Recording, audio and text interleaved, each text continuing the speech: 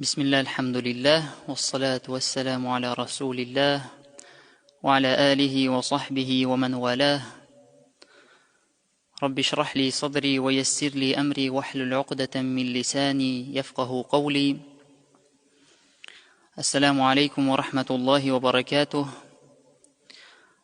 Хвала Аллаху, который очередной раз дал нам дожить до этого благословенного месяца, до месяца Рамадана. И вот уже сегодня у нас закончился 8-й день Рамазана, то есть первая неделя Рамазана закончилась и началась 2-я неделя. И, иншаллах, на 2-й неделе Рамазана уроки, которые велись до ифтара, которые вел Салих Хазрат, иншаллах, буду вести я 2-ю неделю. И на первой своей лекции, на первом своем уроке я бы хотел затронуть очень важную тему, от которой зависит, будем ли мы счастливыми в будущей жизни или будем из числа несчастных. То есть это очень важная тема, от которой будет зависеть, попадем ли мы в рай или попадем мы в ад. И эта тема касаема прав Аллаха Субханаху ва Тааля. То есть на что имеет право наш Создатель, если по-другому сказать, какие обязанности возложены на нас по отношению к Аллаху Субханаху ва Тааля. И обязанность рабов по отношению к Аллаху – это поклоняться Ему и не предавать Ему ничего сотоварищей. Вот это и будет, иншаллах, темой нашего урока сегодня. И попросим Аллаха Субханаху ва Тааля, чтобы Он сделал нас из тех, кто, слыша истину, следует за ней. И как мы сказали, обязанность рабов, то есть обязанность, которая возложена на нас, обязанность, которая возложена на созданных, на рабов Аллаха Субханаху ва Тааля, какая обязанность? Это поклоняться Ему одному и не предавать Ему сотоварищей. И что это значит поклонение? Что такое поклонение? Слово «поклонение» в языковом значении означает покорность. То, что нам приказано, то есть мы сказали, что рабам Аллаха, то есть нам приказано, то есть нашей обязанностью является поклоняться Аллаху. Что такое поклонение? Это подчинение, покорность и любовь к Всевышнему Аллаху Субханаху ва Тааля. И один из ученых сформулировал слово «поклонение» следующим образом. То есть это само слово. Он объяснил значение самого слова «поклонение» и сказал, это имя, объединяющее в себе слова и дела. То есть в слово «поклонение» входят слова и дела, скрытые и явные, которых любит Аллах и которыми Он доволен. Все это является поклонением. Еще раз, поклонение – это собирательное название, получается, в общем-то, оно объемлет собирательное название всего, что любит Всевышний Аллах, и чем Он доволен из дел и слов, тайных и явных. Исходя из этого определения, поклонение включает в себя одобряемые шариатом действия, которые совершаются телом или душой человека, то есть сердцем, а также действия, связанные с имуществом. То есть в эти поклонения можно ввести такие вещи, как намаз, ураза, хадж, подчинение родителям, призыв к одобряемому, запрещение порицаемого, хорошее отношение с соседям. Это все является поклонением. И это все наша обязанность по отношению к Аллаху, поклонение. А также, мы же сказали, любовь. Также любовь к Аллаху и Его посланнику. Любовь ради Аллаха, ненависть ради Аллаха, надежда, страх и боязнь. Все это является поклонением, если это делается ради Аллаха. То есть, если у тебя намерение правильное. Об этом Салих Хазрат на своих уроках объяснял подробно, о намерении говорил. Получается, что поклонение, то есть наша обязанность, возложенная на нас поклоняться. Аллах Субхану ва Тааля в Коране говорит: «Вама халактуль джинна валь инса илля лиябудун». Я создал людей и джиннов только для того, чтобы они поклонялись мне. Получается, что поклонение охватило полностью жизнь верующего. Раб Аллаха должен любить своего Господа самой сильной любовью, то есть больше всего на свете, больше всех. И должен поклоняться Ему одному, никого и ничего не предавая Ему сотоварищи. И существуют признаки, указывающие на то, что верующий действительно любит своего Господа. И Всевышний Аллах в Коране сказал: «Куль ин кунтум тухиббуна Аллаха фаттаби'уни юхбибкум Аллаху ва ягфир лакум зунубакум».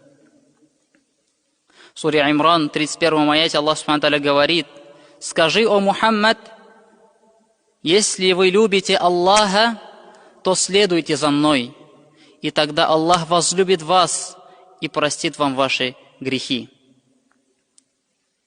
Когда человек следует за посланником Аллаха, то есть в этом аяте про что говорилось? Про следование пророку Мухаммаду, саллаллаху алейхи вассалям. И Аллах Субхану ва Тааля сказал: если вы любите Аллаха, то следуйте за мной, то есть он говорит это Мухаммаду, то следуйте за Мухаммадом. Когда человек следует за посланником, исполняя его веления и избегая того, что он запретил, это указывает на его любовь ко Всевышнему Аллаху Субханаху ва Тааля. Ведь Аллах Субхану ва Тааля сказал: скажи, если вы любите Аллаха, то следуйте за мной. А человек, утверждающий, что любит Всевышнего, говорит: я люблю Всевышнего, и при этом поступающий наперекор посланнику Аллаха, саллаллаху алейхи вассалям, тот, кто не следует тому, чему нас научил пророк Мухаммад, саллаллаху алейхи вассалям, но в то же время он говорит, что я люблю Аллаха, говорит о любви к Аллаху, то этот человек лжет. И также Аллах Субханаху ва Тааля в другом аяте сказал: скажи, если ваши отцы, ваши сыновья, ваши братья, ваши супруги, ваши семьи, приобретенное вами имущество, торговля, застоев, в которых вы опасаетесь, и жилище, которое вы облюбовали, милее вам, чем Аллах и Его посланник, то ждите, пока придет веление от Аллаха. Аллах не наставляет на прямой путь нечестивых людей. И в этом аяте Всевышний Аллах повелел своему пророку пригрозить тем, кого семья, имущество, торговля или жилище удерживает от исполнения обязанностей. От исполнения обязанностей. Каких обязанностей? Возложенных на них Всевышним. То есть, если человека отвлекают его семья, его имущество, его торговля, отвлекает его от поклонения к Аллаху, если он ставит свое имущество, свою торговлю, свою семью выше поклонения Аллаху, то есть выше, чем поклонение не к Аллаху, то Аллах Субханаху ва Тааля что сказал? Аллах Субханаху ва Тааля сказал: то ждите, пока придет веление от Аллаха.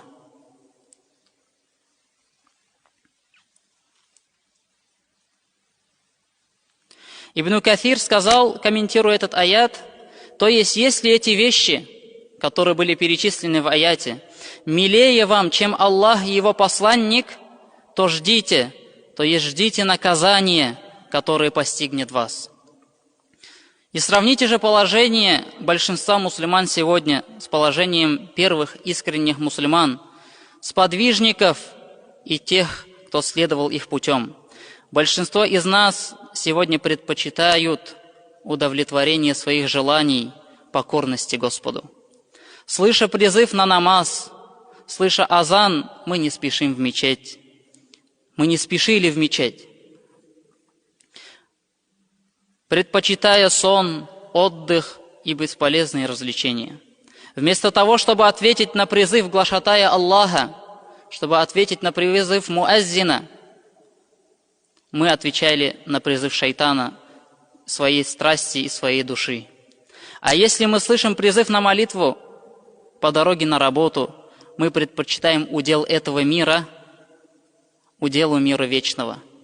И отправляемся работать, и отправляемся по своим каким-то делам, не приходя на намаз. Оставляя намаз, не приходя на намаз. Мы отвергаем призыв Господа, призыв глашатая Аллаха, и следуем каким-то своим страстям. То есть ставим свои какие-то желания, свои цели какие-то, свои стремления выше, чем обязанность, которая на нас возложена. Это поклонение Аллаху.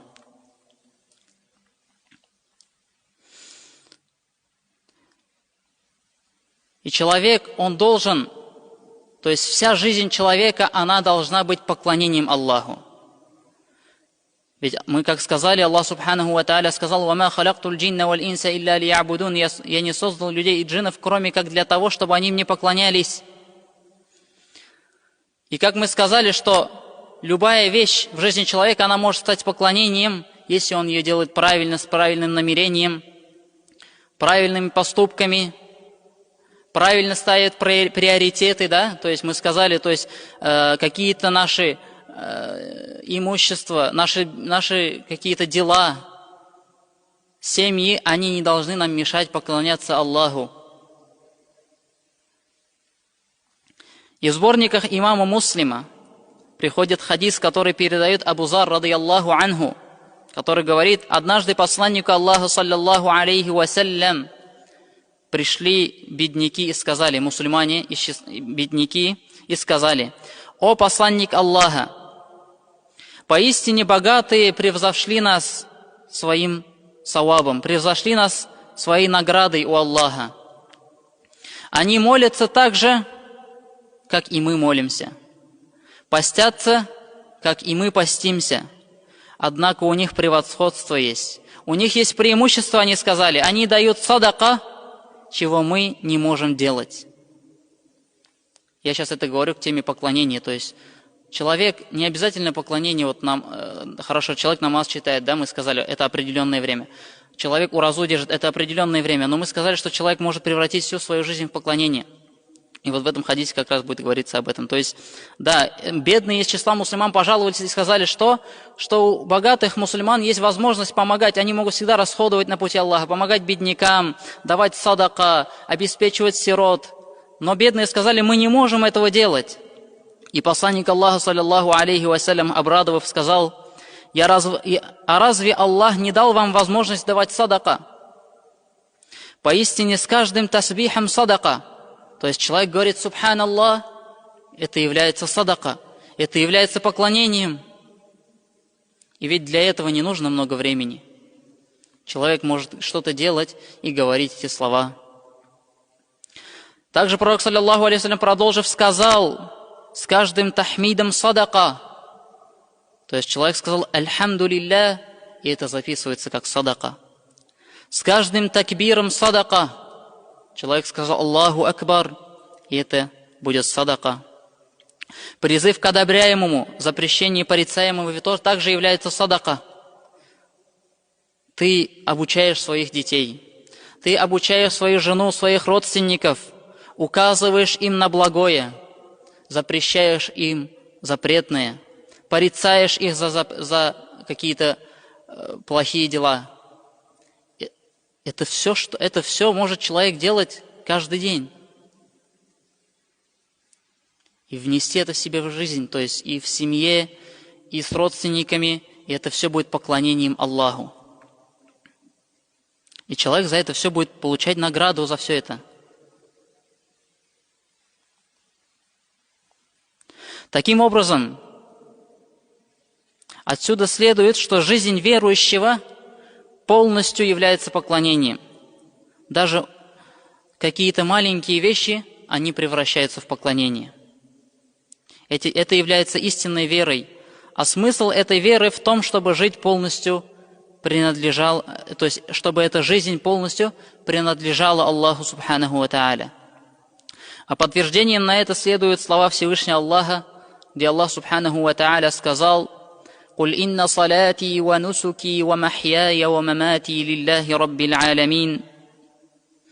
Скажи: воистину мой намаз и мои жертвования, мой намаз и мое жертвование, то есть мое поклонение, моя жизнь и моя смерть принадлежат Аллаху, Господу миров, у которого нет сотоварищей. Это мне приказано, и я являюсь первым из мусульман. В хадисе Кудси говорится, что Всевышний Аллах сказал: «Я совершенно не нуждаюсь в том, чтобы мне предавали сотоварищей. И если кто-нибудь совершит что-либо не только ради меня или ради кого-то другого полностью, я оставлю его вместе с его многобожием». Этот хадис передает имам Муслим. То есть Аллаху если какое-либо действие, какое-либо поклонение или действие человека было совершено не ради Аллаха Субханаху ва Тааля, то Аллах Субханаху ва Тааля эту вещь не принимает. И Аллах Субханаху ва Тааля сказал: «Я оставлю его вместе с его многобожием». Поистине поклонение Всевышнему Аллаху – это первейшая обязанность. Это первейшая обязанность и право Аллаха. Прежде чем мы будем выполнять права своих родителей, прежде чем мы будем выполнять права своих детей, прежде чем мы будем выполнять права кого-либо, мы должны выполнить право Аллаха Субханаху ва Тааля, обязанность, которая возложена на нас. И это поклонение Аллаху Субханаху ва Тааля. И здесь важно, вот в этом месте, то есть вот на этом моменте очень важно правильно выстроить приоритет. То есть, когда вот перед человеком стоит какой-то выбор, вот там что-то сделать вот так, и человек должен выбирать что?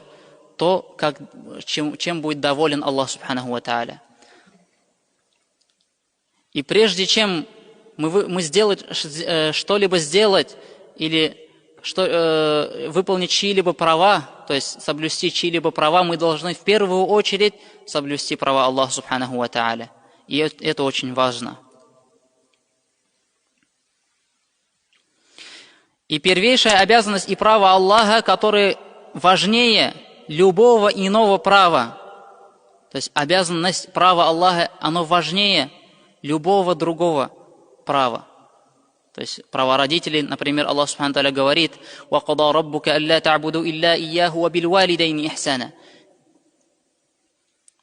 И предписал ваш Господь, твой Господь, алла та'буду илля ия, чтобы поклонялись только ему, то есть не поклонялись никому наряду с ним, ва бил валидайни ихсана, и благое отношение к родителям. И первым Аллах Субханаху ва Тааля сказал поклонение лишь Ему одному. В другом аяте Аллах Субханаху ва Тааля сказал: «Ва'буду Аллаха ва ла тушрику бихи шай'а ва бил валидайни ихсана». «Ва'буду Аллах», поклоняйтесь Аллаху, ва ла тушрику бихи шай'а, и не предавайте Ему сотоварищей никого, ва бил валидайни ихсана. И потом только Аллах Субханаху ва Тааля сказал хорошее отношение к родителям, то есть благое отношение к родителям. Второе. То есть везде на первом месте стоит право Аллаха Субханаху ва Тааля. Поклонение Ему одному, без предавания сотоварищей.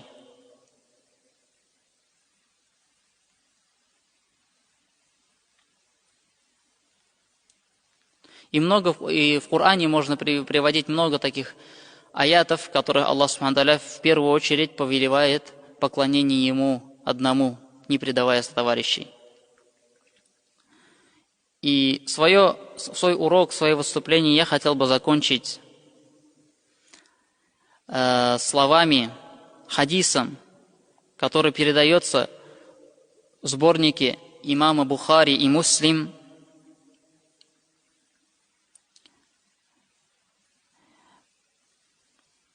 от Муаз ибн Джабаля, радийаллаху анху, который сказал: «Однажды я сидел позади посланника Аллаха, саллаллаху алейхи вассалям, на осле. И посланник Аллаха, саллаллаху алейхи вассалям, спросил меня», это рассказывает Муаз ибн Джабаль: «О Муаз, известно ли тебе, какое право Аллаха должны соблюдать его рабы? И чего они вправе ожидать от Аллаха?» То есть, тут два вопроса.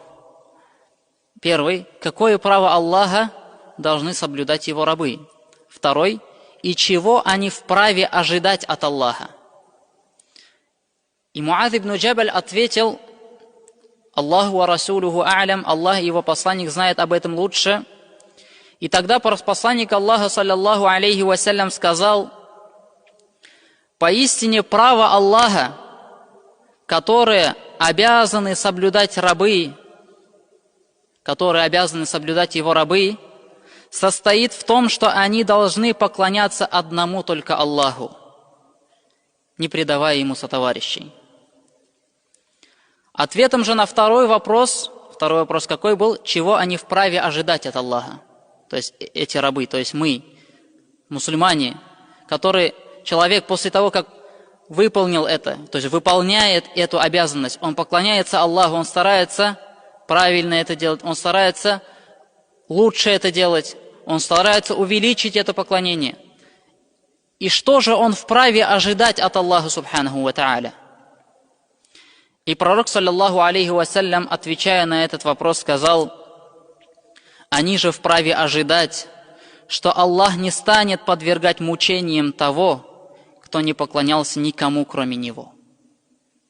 Если человек не поклонялся никому, кроме Аллаха субханаху ва тааля, делал это правильно, то мы вправе ожидать от Аллаха субханаху ва тааля, что Аллах субханаху ва тааля не будет подвергать нас мучениям. И поэтому мы должны, то есть какой итог, что мы можем сказать, узнав это, да, когда мы это услышали, когда мы это узнали, что мы можем сказать? Мы должны стараться улучшать свои поклонения, увеличивать их, работать над намерением, чтобы намерение было правильным, получать знания. Ведь Аллах субханаху ва тааля сказал в Коране: «Иннама яхшаллаха мин ибадихи л-уляма». Поистине боятся Аллаха из числа его рабов знающие. И если мы будем поклоняться Аллаху правильно, если мы будем поклоняться Аллаху с правильным намерением и только лишь одному Ему, не предавая сотоварищей, то мы вправе ожидать, что Аллаху субханаху ва тааля не будет подвергать нас мучениям. И этот месяц Рамазан, иншаллах, я сейчас скоро закончу, месяц Рамазан является очень хорошей возможностью, чтобы начать что-то новое. Может быть, какие-то поклонения мы не делали. Может, что-то мы упускали. Может, мы не получали знания до этого. Месяц Рамазан – это хорошая возможность начать и ввести привычку какие-либо поклонения, какие-либо вещи. Иншаллах, на этом я закончу. سبحانك اللهم وبحمدك أشهد أن لا إله إلا أنت أستغفرك وأتوب إليك. Иншаллах, у нас остается совсем мало времени. Иншаллах, вот 5-6 минут, мне говорят, остается. Иншаллах, это время для дуа. Ведь пророк, саллаллаху алейхи вассалям, сказал, что дуа постящегося перед разговением, оно не отвергается.